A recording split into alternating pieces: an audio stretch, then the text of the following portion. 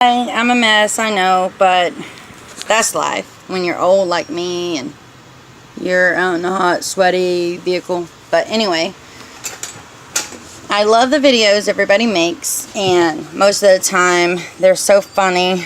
I just don't have anything to laugh about right now at this moment. I just want to know everybody's opinion or views on separation. One question is, why does the ex feel it's their right to keep the other person's property when they decide it's time for them to leave? The next question is, I understand we have children, okay? Everybody has children, most everybody. Anyway, but I understand that both men and the women love their child.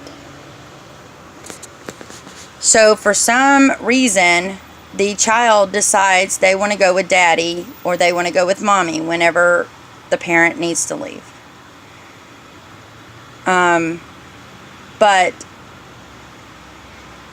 so when it's time, like a week later, dad or mom texts the other and wants to talk to their child. And while they're on the phone with them, they ask the child if they want to talk to the other parent. And the child says no. So you proceed to say, well, why not? He or she called you. You should talk to them. They love you. But they choose not to for some reason. So I want to know why the other parent seems to think that they're always lying about asking the child to call. When in fact, I know in my situation, I ask my child every single day around the time I know he's at home, off work, if they want to call their dad. I asked, well, I only have 3 with me because my oldest one decided he wanted to go back to dad. So I took him to his Meemaw's house, and he sent people to pick him up to bring him back to Florida from Georgia. I went from Pennsylvania to Georgia, and then he sent someone from Georgia to take him down to Florida. So with that, I try to call him, my older son, but he doesn't want to answer, and now his phone's been disconnected.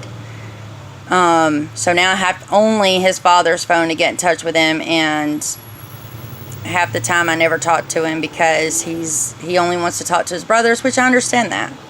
And if he doesn't want to talk to me, which he doesn't, obviously, because he told me I wasn't his mother, why would I call you on Mother's Day?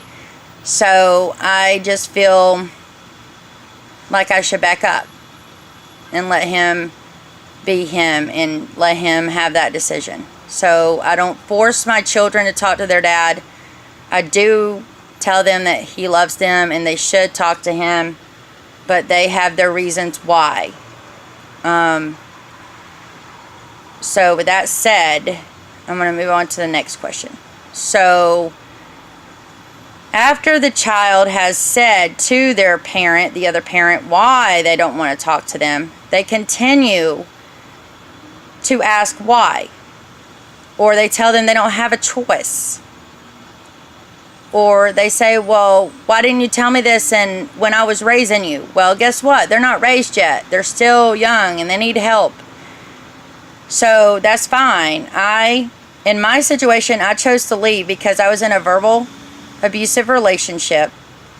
It was physical with me at one time, but when he realized that it wasn't bothering me, he was like going to the kids and calling them names and spanking them for little stuff like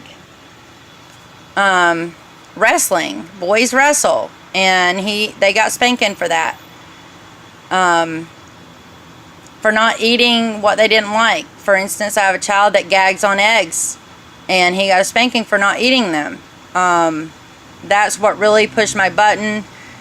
I was so tired of all this verbal abuse, this you're going to do what I say kind of thing. So I left. And I gave each one of my boys a choice the day that I left. I asked them if they wanted to go with me.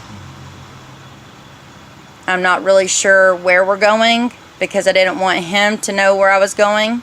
Because the last time I left, he came to my mom's and got us. And so I didn't tell the kids where we were going at that moment. I just asked them if they wanted to stay with me or they want to stay with Dad. They all chose to go with me. So I drove. And a week later, my oldest son was on the phone with his dad every single day, which is fine. But you had to have a good reason to go back. So I made him stay. And then right before school, I put him in school here where I'm at. He refused. He showed out in Walmart and said he was not going to school, that there was no reason to buy him any clothes or nothing. So the very next weekend, he got our address at where we were living and told his dad where it was, which was a bad mistake. Then I felt, well, I had talked to my mom, and she's been in a similar, situation with my brother. And I told her, I said, I just feel like I'm holding him back, and if this is what he wants to do, I feel like I should take him back. And she said that she believed that would be best too. So that's why he is back with his father, and the other children are with me. So anyway, I had asked him if one weekend my parents were coming to Florida, if they could pick up my bike, because I really enjoy riding my bike. I've been trying to lose weight. I'm down like 40 pounds since August. It's not really rapid, but I've got a lot of stress right now, so it's not really helping. And I wanted to get my bike because I wanted to ride. I like to ride. And he said he would have to talk to his lawyer about giving me my bike. And I said, okay, fine. Why don't you just keep it? I'll get me a new one. So I'm tired of fighting and fussing over little things. I didn't really have that much stuff to begin with. My bike. My hair looks crappy, but it's really humid and hot here right now, and I'm waiting to go pick up little children. So anyways, it's my first time being separated, and I was with him for 16 years, and he feels like he's obligated to my items. So I guess I'll let him keep it. More power to you, buddy. So,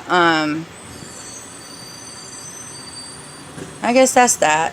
I just don't get it. I mean, I also have a friend that's being threatened by her ex, and then her ex. I mean, she's got an ex-husband and an ex-boyfriend, and they're both like crazy as shit. And she is a doll. She's my best friend. We grew up together. She's everything to me. One time, I'll tell you a story. It was probably when we were teenagers. She found out she was a manic depressive. And I always made jokes. I know, bad Tammy. But I didn't understand that. So she gave me this book, Understanding Manic Depression. And it was like 2 billion pages, right? I mean, a thick book like this. She said, when you're finished reading it, then call me. I was like, what? Okay, fine. So I read it. I understand ups and downs. I didn't joke about this anymore. So now as we gotten older, she's got diabetes. And I think it's the type 2, where you're really bad. It's like, she needs insulin, and if she doesn't get it, she could die.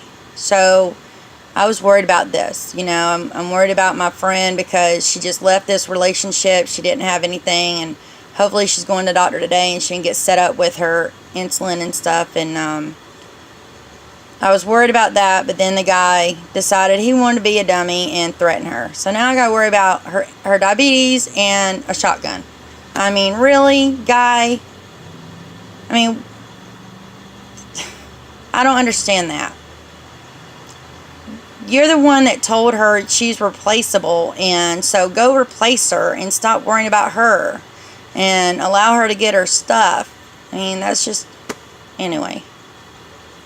I got issues, but who doesn't, right? So,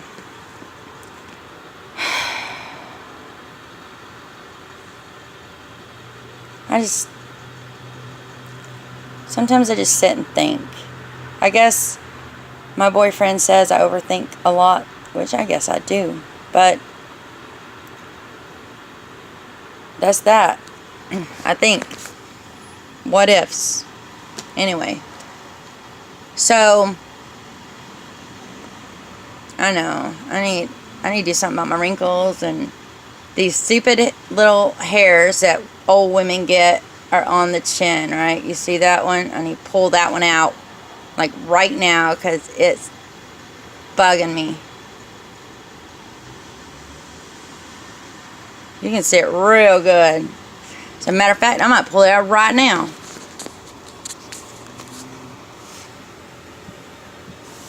Or not. I'll pull it out later when I get home. Anyway, so that's my line for the day. Have a great one.